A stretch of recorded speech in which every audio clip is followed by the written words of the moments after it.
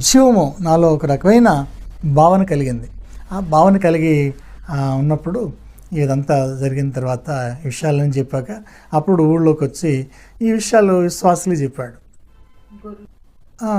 ఇలాగా దోళ్ళకడ ఉన్నప్పుడు ఈ దోళ్ళకడ పరిస్థితుల్లో దోళ్ళను మేపుతూ ఉండగా ఏం చేస్తాడంటే, మాకు మాలచంద్రరాజు గారిని గుమ్మాస్తాగా ఉండేవాడు పెద్దరాజు గారికి. ఆయన సీతారామరాజు గారు ఆయనకి గుమాస్తాగా ఉండేవాడు. ఈ మాలచంద్రరాజు గారు తన పుంతంట తోలుకెళ్తున్నప్పుడు కూడా కేకేసి తిడుతూ ఉండేవాడు. నాకేంటంటే కొంచెం కోపం ఎక్కువ, ఇదిగా ఉంది. అయితే ఆయన తిడుతున్నాడు, ప్రభా ఏది అడిగితే అది ఇస్తానన్నా కదా, ఈయన్ని మంచం మీద ఎక్కించి లెక్కకుండా చేయనని ప్రార్థన చేస్తే అతను తీవ్రంగా జ్వరం వచ్చేసి అతడు మంచం మీద పడుకుని